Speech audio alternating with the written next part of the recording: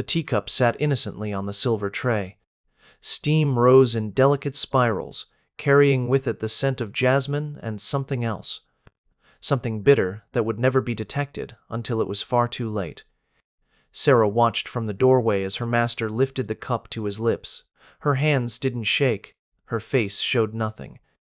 Years of service had taught her to wear a mask so perfect that even now, at this moment, no one could read what lay beneath. He drank deeply. She turned away. By morning, he would be dead. But this isn't a simple story of murder. This is a story that will make you question everything you think you know about justice, morality, and what happens when the law protects monsters and criminalizes their victims.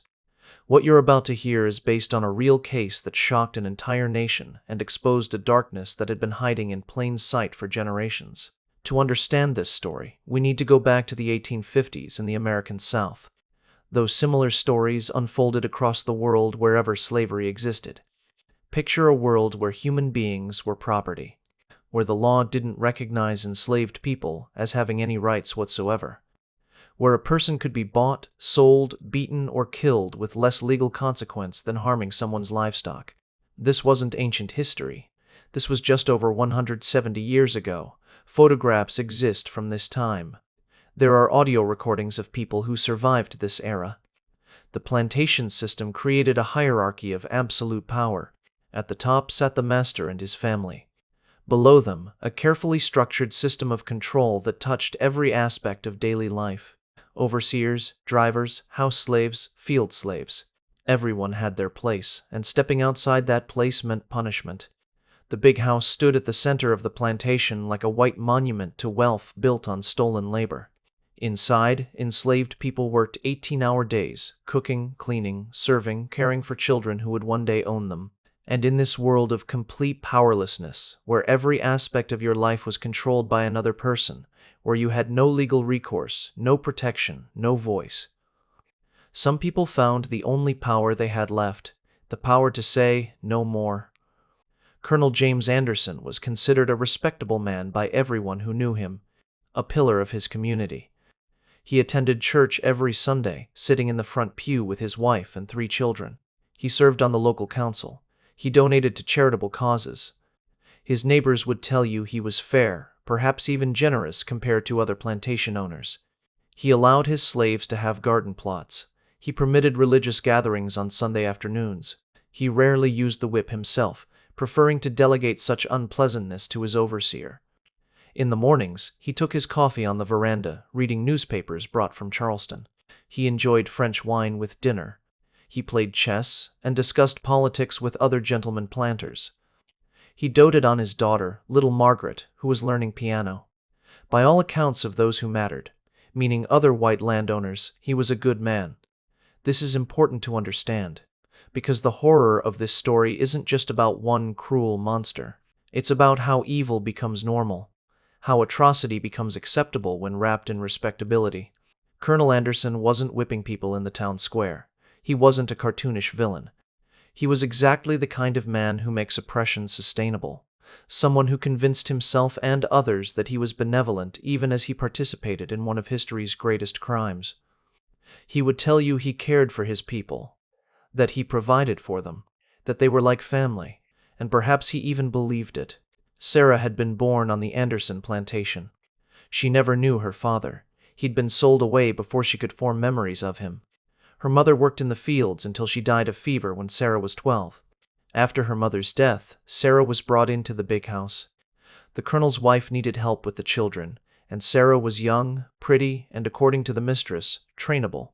She learned quickly how to move silently through rooms, how to anticipate needs before they were spoken, how to make herself invisible when necessary and present when required, how to read moods and adjust her behavior accordingly. She was 15 when the colonel first came to her room at night. Let me be clear about what this was. This wasn't a relationship. This wasn't an affair. A 15-year-old enslaved girl could not consent to anything with the man who literally owned her. This was rape, systematically repeated over years. Sarah had no choice. She couldn't refuse. She couldn't leave. She couldn't tell anyone who would help her. The law wouldn't protect her. The church wouldn't protect her. The colonel's wife knew. They always knew, but she blamed Sarah for tempting her husband rather than holding him accountable. This went on for 3 years. In that time, Sarah had 2 pregnancies. The first child, a girl, was taken from her at birth and sold within 6 months. The colonel didn't want the evidence of his crimes growing up in his household, confusing his legitimate children. Sarah never learned what happened to her daughter. The second pregnancy ended in miscarriage after Sarah was beaten by the mistress in a fit of jealous rage. The doctor who came afterward told the colonel that Sarah might not be able to have children again. The beating had done internal damage. After that, the colonel's night visits became less frequent. Sarah was broken in the way he'd wanted, but she was also damaged goods now, less useful for his purposes. But something else had broken too, something inside Sarah that had been barely holding together. She began to plan. Enslaved people developed sophisticated networks of communication and resistance that historians are only now beginning to fully understand. Information traveled through songs, through seemingly casual conversations, through coded messages that meant nothing to white overseers, but everything to those who knew how to listen. Sarah learned from the other enslaved women on the plantation. She learned which plants could heal and which could harm. She learned about roots and herbs that grew in the woods beyond the fields. She learned about oleander, beautiful and deadly, about pokeweed berries that could cause violent illness, about the careful preparation of certain mushrooms. She also learned about arsenic. Arsenic was common in the 19th century. It was in rat poison, in wallpaper, in cosmetics, in medicine. It was easy to obtain and hard to detect. In small doses, over time, it mimicked common illnesses, stomach problems, weakness, general decline. Sarah began adding tiny amounts to the colonel's food. Not every meal, not even most meals, just occasionally, irregularly, in ways that created symptoms that seemed like a chronic illness developing. The colonel began to suffer digestive problems. He lost weight, he had headaches and fatigue. The doctor was called multiple times, prescribing various tonics and treatments that did nothing because they weren't treating the real problem. No one suspected Sarah. Why would they? She was the devoted servant who nursed him through his illness, brought him his meals, and prepared his medicines. She was invisible in the way enslaved people had to be invisible, present but not fully human in the eyes of those around her. For 6 months, she slowly poisoned him. On March 17, 1858, Colonel Anderson died in his bed, surrounded by his family.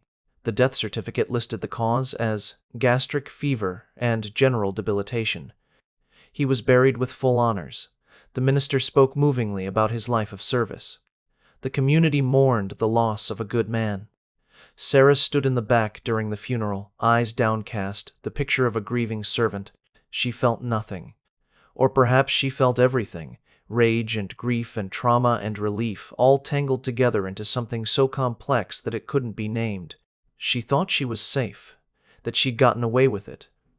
Maybe, just maybe, she could find some small measure of peace now. She was wrong. 3 weeks after the funeral, the colonel's wife was going through his papers when she found his private journal. In it, he'd kept detailed records of the plantation, including notes about Sarah, notes about their relationship. Notes that revealed what he'd done, though written in the self-justifying language of a man who couldn't admit, even to himself, that he was a rapist. But there was also a final entry, dated just days before his death. In it, the colonel wrote that he suspected someone was poisoning him. He didn't name Sarah specifically, but he described symptoms that he'd started to recognize as unnatural. He mentioned planning to call in an investigator after he recovered from this latest bout of illness. He never got the chance to make that call. The mistress brought the journal to the authorities. Sarah was arrested that same day. The trial was quick. Enslaved people couldn't testify on their own behalf in court. Sarah couldn't tell her story. Couldn't explain the years of rape, the stolen children, the trauma that had pushed her to murder. The prosecutor painted her as a scheming murderer. The defense, such as it was, could only argue that there was insufficient physical evidence since the body hadn't been tested for poison before burial. But there was the journal, there were the symptoms, there was Sarah's access to the colonel's food. The all-white, all-male jury deliberated for less than an hour. Guilty. The judge sentenced her to death by hanging. Here's what makes this story not just tragic but historically significant. Sarah wasn't unique. As news of the trial spread, similar cases began to surface. A master died from a mysterious illness in Virginia, another in Georgia, one in North Carolina. Historians now believe that poisoning was one of the most common forms of enslaved resistance, precisely because it was so difficult to detect and prove. Records from the era show unusual spikes in deaths among slaveholders from natural causes that, in retrospect, look suspicious. Plantation mistresses lived in fear of their kitchen workers. There were widespread rumors and panic about enslaved cooks seeking revenge. Some households hired professional tasters. Others rotated enslaved workers constantly to prevent anyone from having regular access to food preparation. A South Carolina newspaper from 1860 ran an article warning planters about the danger within their own households. A Georgia politician gave a speech about the peculiar vulnerability of families who depended on enslaved domestic workers. But here's what none of them wanted to acknowledge. If you create a system where people have no legal recourse, no protection, no justice available through legitimate means, you create conditions where desperate people will take justice into their own hands in desperate ways. Every poisoning case that came to light revealed the same pattern.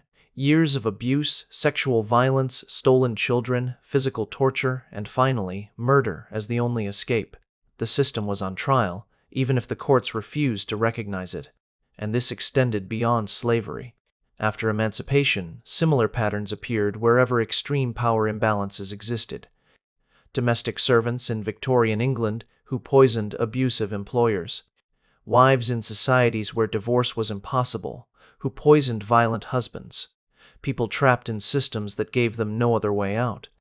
Sarah's story was part of a much larger story about what happens when law and morality diverge so completely that the oppressed have no choice but to become criminals to survive. Now, let me be absolutely clear about something.